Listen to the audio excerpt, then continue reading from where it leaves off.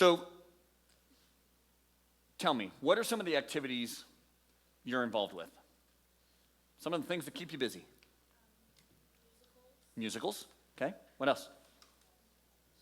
Sports. What sport? Football. All right. What else? What keeps you busy? Cross country. Y'all think you're tough? He runs across the country. Okay. Zach. Worship band. What else? School. Ski patrol. Nice. What else? Come on, I know you're busy. I know you do stuff. Doctor's appointments, says the guy in the sling. Yeah? Maya. Dance. What else?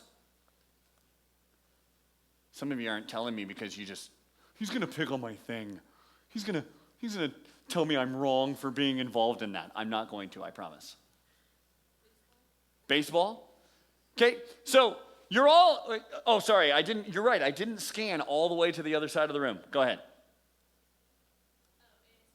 ASB? Gymnastics. Okay, so you have these things. Now, what are the requirements for being involved? Like if you're going to be involved in this, what are some of the requirements for this? Like what? What does dedication look like? Go to practice, okay? Show up. Try hard. Give it your effort. Grade. You got to keep your grades up. Yep. What else? Anything else? You have to practice. Okay, Owen? Commitment. Now, in any of these things, what would it look like if you just sort of did those things? You sometimes showed up. You practiced a little bit. You were kind of faithful to doing what you were supposed to do. What would be the result of that in any of these things? Kayla? You'd be benched? Why? Come on. But you're doing some of it. So what? Okay, so it's mean coaches. All right. Yeah, people would wonder whether you're actually committed. Like, are you really going to do this? Is this actually a thing? What else? What would be the result if you just sort of halfway did it? You'd suck at it. You'd be like, yeah, you're lousy. Not because you couldn't be good, but just you wouldn't be good. What else? You would fail, okay? Now, we look at these things, and it seems like the stuff in our life that we keep busy with and the things that we commit to, some of these things, any of you have to sign a contract when you start to do these things, and you are actually saying, I will practice golf, right? I will show up to rehearsal. I will be, right? And so you are actually making a declaration. You're signing a contract, right? And we look at these things, and these tend to be things that we go, all right, well, I see here on the contract, okay, what is going to be required of me, and I recognize that to do it just kinda, to do it halfway, to not be fully committed is going to result in things that I don't want that to be the result. I don't want that to be what actually happens. There was a high school senior who decided that he wanted to have a party, to have all his friends over, and this way, he was excited about this party. We're going to get together. We're going to do some really cool stuff. I've got plans. And so he came up with all the things that this party was going to have and things. And then he made up the invitations, and he went to school, because this wasn't just, hey, you want to come over? This was like an actual thing. So he goes to school, and he hands out the invitations to his best friends. He hands out the invitation to the people on his team. He hands out the invitation to people because he's in the choir as well. He does sports and choir. He's like multi-talented. And so in the choir, he hands it out to the people, to his friends in choir. And he's got all these people that he's excited, going, hey, I want to celebrate with you. I want you to come over because we have a relationship and I want you to be there. And I want you to come. And so here's the invitation. It had the date on it. It had the time. And everybody was like, oh, cool. All right, great. The day of the party comes. And, typically, some people show up a few minutes early, but nobody showed up early. So the time for the party to start, the time that was on the invitation, comes and goes. And no one is arriving to his house. And so he's like, wait a minute. So now it's like 10 minutes after the start of the party was supposed to, the party's ready.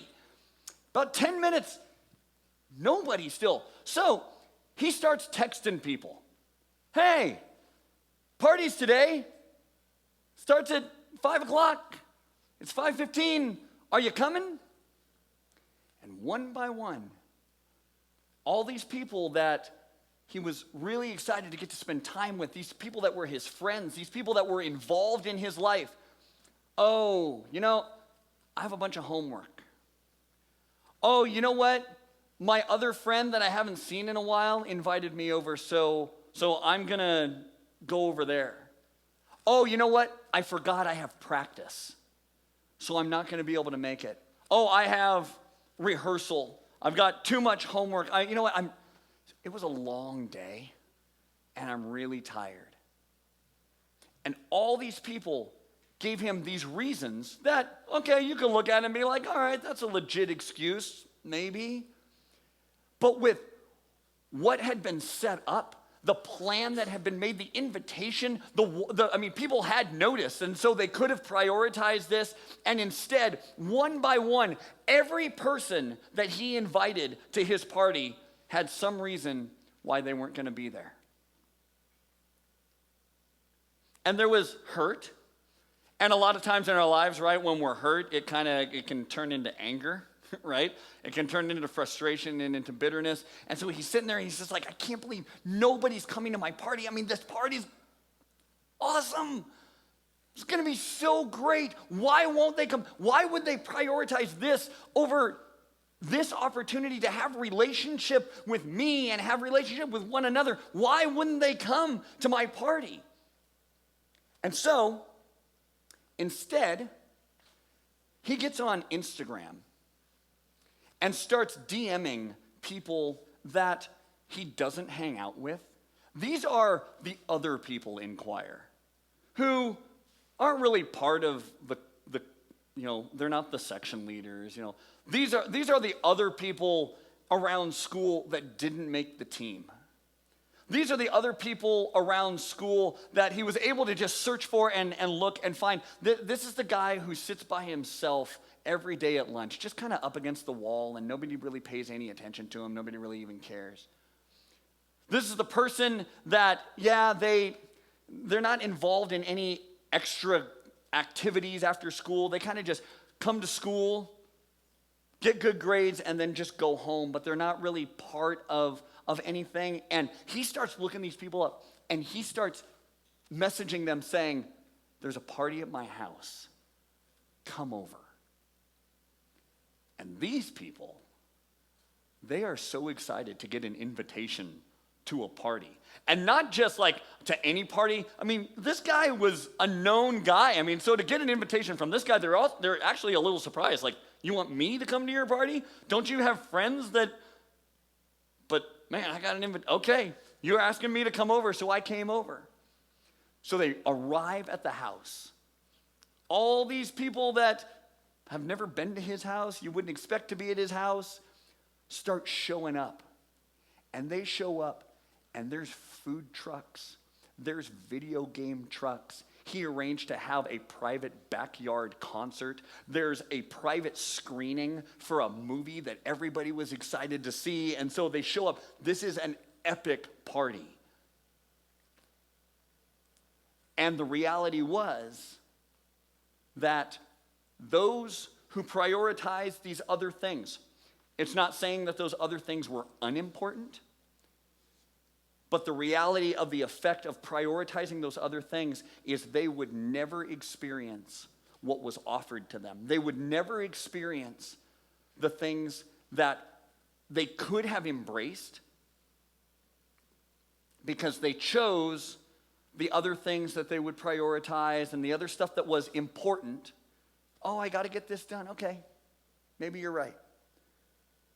But they would never experience the things that were offered to them that they could have been part of.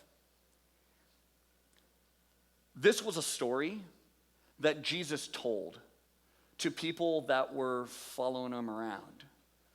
People who wanted to see the next miracle. People who wanted to see what this Jesus guy was going to do now. And so they're following him around, and he tells them this story about the party. He tells them this story illustrating the people that were invited, that were said, hey, please come, who instead chose other things. And then those who maybe didn't have a right to be there, but were invited and said, yes, we accept. We're going to be there. And this large crowd was following Jesus around, and he turns around and he goes, look, just like this story that I told you, if you want to be my disciple, you must, by comparison, hate everything else. Whoa, Jesus, come on. Really? Do I have to hate it? Jesus goes, look, to be my disciple, if this relationship is for real, by comparison, you got to hate everything else. Well, okay, fine, I'll hate homework. Is that good enough? I'll hate studying. I'll hate, going to school. And then Jesus gets super personal. And he goes, no. In comparison to the relationship that I'm calling you to, the commitment that I'm calling you to, you got to hate the things you love. For each of you right now, in your heart, in your mind, what are the things that you go, I love this? And you don't have to answer, what are the things you go, I live for this? My life is centered on this. And in my life, I can look at all kinds of things where I go, okay, well, I've got my family that I would die for. I've got my job, which is ministry, and I've got youth group, and I've got you guys in my life, which I love, so there's these things, there's, hobbies and stuff, and some that I care about more than others. There's my house, it's my cars, it's my guitars. These things that are so important to us. What Jesus is saying is, look, if this relationship with me, to be my disciple, remember we've been talking about what a disciple is. It's not just somebody who claims a title. A disciple is a lifestyle. And the person discipling you, this is where you sit at their feet and you're longing to learn from them. You're going, hey, speak to me. And the things that they teach, you take to heart. What are you a disciple of? And I can tell you, through my life, I've been a disciple of all kinds of things. I've been a disciple of music. I've been a disciple of work. I've been a disciple of different people. Here, Jesus is going, look, the reality is you've been invited to a party that's going to give you all the life you need. You've been invited. What is it in your life that you're loving more than that? Because Jesus is going, look, in comparison to a relationship with me, you've got to hate everything else. What in your life are you unwilling to hate? I got to wrestle with that. Does it mean you can't enjoy stuff? It doesn't. Does it mean that God wants you to not do anything, go find a field somewhere, and just sit and wait for him to return? It doesn't. But I think every one of us could identify the things in our life that we go, I live for this. I long for this. My heart is set on this. And man, given the choice, given the opportunity, I wouldn't hate it. I would love it more than the party I'm invited to. You must, by comparison, hate everyone else. And then he gets really personal, like the things that we were just talking about. Your mother, your father, your wife and children, brothers and sisters, even your own life. Otherwise, you can't be my disciple. And if you do not carry your own cross and follow me, you cannot be my disciple. We talked about in the beginning about what are the things that you're involved with and what does it mean to be part of that. And all of us said, well, it takes commitment. You can't just do it halfway and actually be involved with it and actually care about it and succeed at it. Think about relationships in your life. A relationship that you don't put any time into is not going to be a healthy relationship. A relationship that you don't commit to and that you won't defend, that you won't come to the aid of, isn't going to be much of a relationship. And here, Jesus is going, look, there will be a difference in your life if you embrace a relationship with me where you're willing to forfeit everything else and go, yeah, these other things are important, and maybe as you surrender all of those things to God, he's going to say, no, Owen, absolutely continue to play soccer. Kayla, I gave you the ability to play volleyball for a reason. Carter, I want you to continue doing musical things and playing guitar. And it is entirely possible that what you're experiencing right now is the hand of God and the gifting of God on your life. Is it surrendered to him? Where if he were to say, I have something different, or where you are so sold out for that thing that there's no room to go, God, what do you have for me? So I want you to consider that. But as you consider that, it can be really easy here at church to just be like, all right, Jeff gave us a nice little spiritual pep talk. I'm ready to love Jesus. You know, you go to soccer practice. All right, we're going to do a drill now. Are we doing the Jesus drill? Jesus, only Jesus. Right? We can get all pumped up. We can be like, yes, all right. But there's a cost. And one, maybe you haven't considered the cost. Maybe you have considered the cost and you just go, it's not worth it. But the next thing that Jesus goes into is that this relationship that he's calling you, going to this party, there's a cost. There's a cost to it because you can't do everything. And you should consider that cost. There was a point in my life where I was very close to buying a Porsche.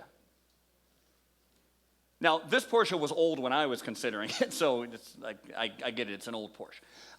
But I was considering buying this Porsche. And the reason I was considering buying it because the price of it that the person was selling it for, I could do that. I have that money.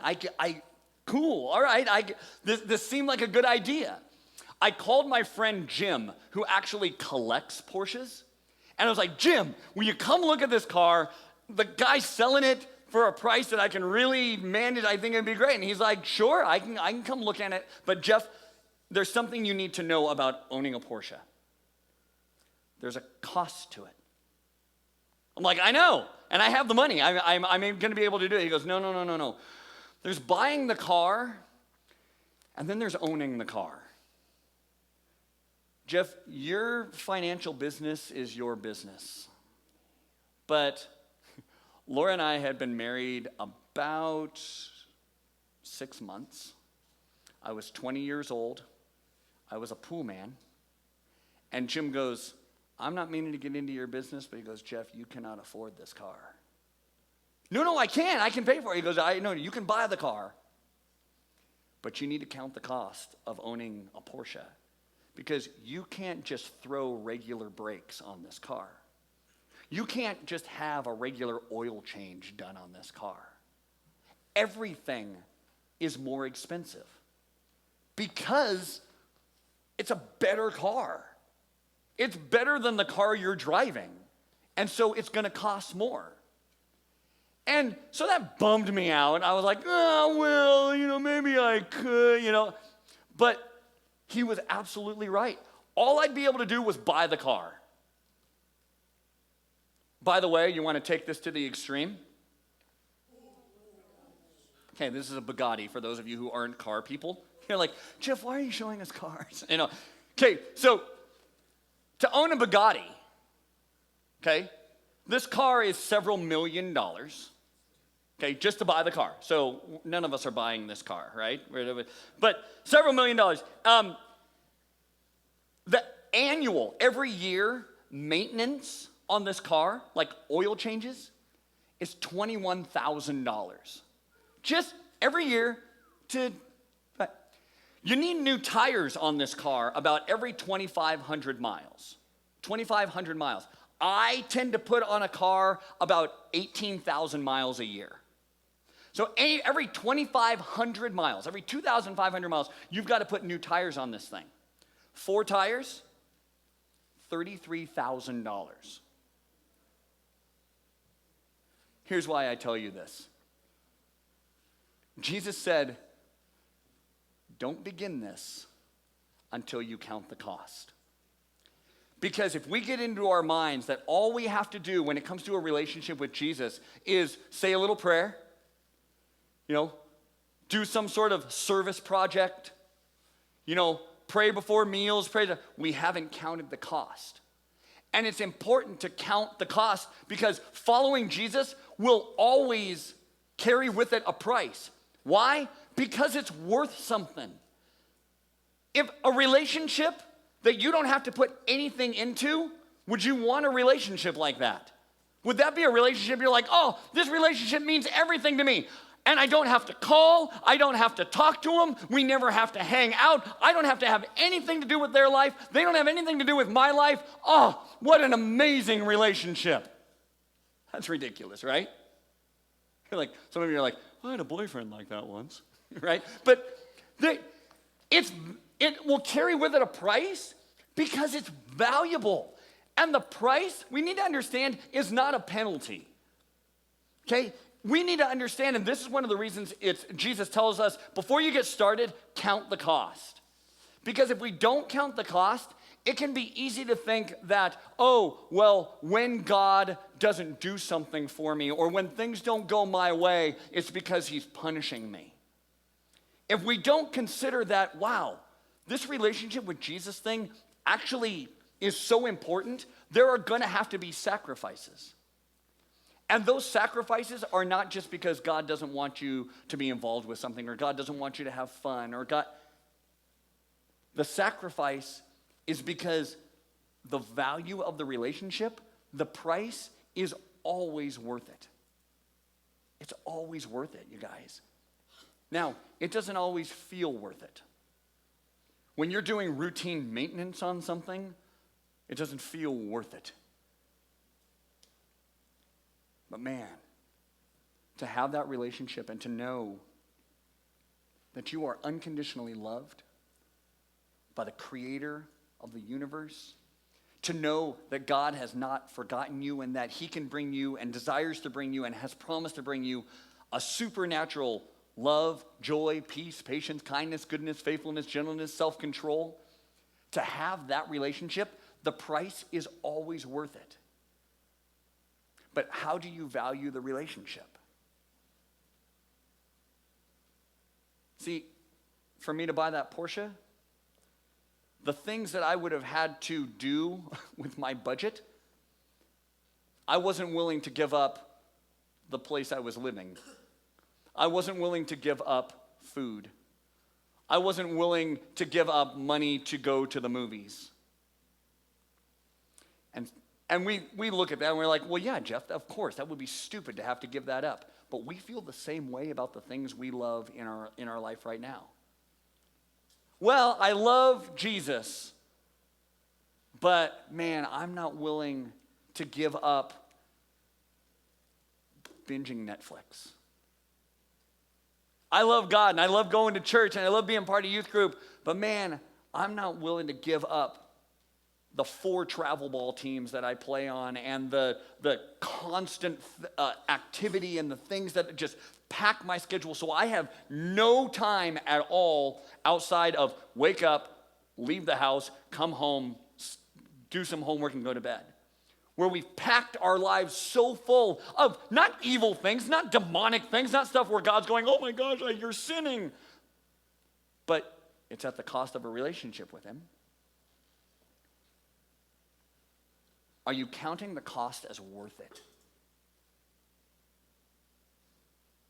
To own those cars, the people who own them, go, the cost is worth it. Man, for this car? Yeah. For your relationships, every relationship. If I asked you to follow me around for an hour, there'd be a cost. You'd have to give something up. There is something that, in order to come with me, you would have to leave something else behind. So there's going to be a cost to everything. For things in your life, you've counted that cost and you've gone, yeah, that's worth it. That's worth the time. That's worth the effort. It's worth the energy. It's worth the commitment. With God, it's so easy to be like, oh, yeah, Jesus. Jesus be the center of it all. As long as it only means come to youth group when I can. As long as it means just pray before I eat. But when he calls you into a relationship, when he says praise him, when he says obey him, when he says live your life for him, do you view that relationship as worth it? Because here's the point that Jesus is making in this teaching to all these people. To believe is to become a disciple. It's not to believe makes you a Christian, so just believe. To believe, to put your faith in Jesus Christ, to become a Christian means you are signing up to be a disciple. It means you're signing up for the whole smash, not a tournament. You're signing up for everything that's going to bring. And it's going to mean sacrificing some things. It's going to mean making time for some things. It's going to mean being obedient to the call of God on your life in areas where the rest of the world is going, well, you don't have to give that up. Just keep going. Everybody's doing it. Well, you don't have to restrain yourself from that. Oh, you don't have to go there. You don't have to do that. There's going to be a cost for all of us. But the cost is worth it. And Jesus taught this stuff all over the place. Matthew, he said, you can't love both God and money. Why? Because money's evil? Because money's bad? No.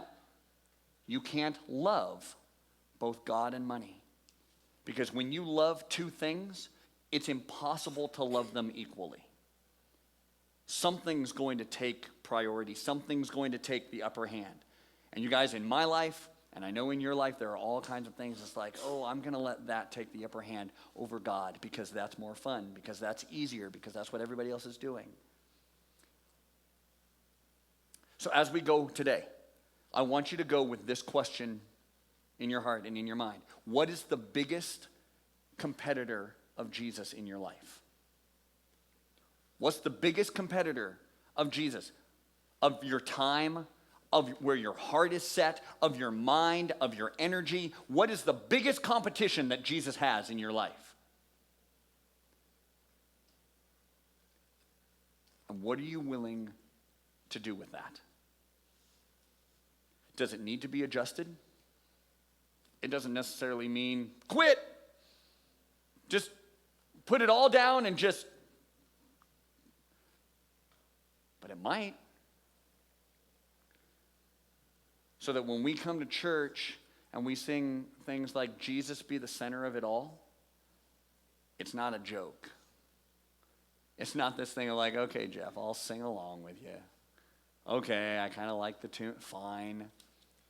But that we'd be able to come here, you'd be able to go in your room, you'd be able to go to your school, and as you walk onto that campus, that on your heart and just flowing in you and through you is Jesus be the center of it all. All of it. Every conversation, every situation, every struggle, every success, Jesus be the center of it all. Lord God, I pray that for my own life right now. There are so many things that want to take priority, that want to take my attention and my heart and my passion. And God, right now, I pray that you would do the work in me that would allow me to surrender those things for you. God, I pray for each student in this room and the things that is so easy and fun and it's what everybody's doing that we get caught up in and that we make the priority. And God, I pray that you would do the work in each person in this room supernaturally. Not just a decision to just go to the extreme and make decisions on our own, but God, that we would prayerfully come to you and consider what is the biggest competition in our life against you. And God, I pray that you would lead us to make the changes that need to be made, that we would find life in you and that we would see the value in the relationship, in the party that you called us to. And that we would celebrate that and we would embrace that. And God, guys, I hope you know that us saying amen and us walking out those doors is not like, okay, there, we did that. We are here for you. We love you. This message, the message of Jesus, was not for the purpose of shame and not for the purpose of like, ooh, I better not find out that you went to 2 rehearsals this week. It's not that. It's with the hope that we can journey together in what does it look like to be a disciple of Jesus. So one of the ways that is most forgotten or messed up is when we try and do it on our own. We just have to be brave enough, or we have to like make a decision on our own. Let people come around you. Let people pray with you. And so if you need that, please come find one of us leaders, and we can talk. We will pray with you. Fill out one of the connection cards. Let us know how we can be praying for you, how we can check in with you, whatever you need. But we love you guys, and we want to walk this journey of discipleship with you. Have a great week. See you on Wednesday.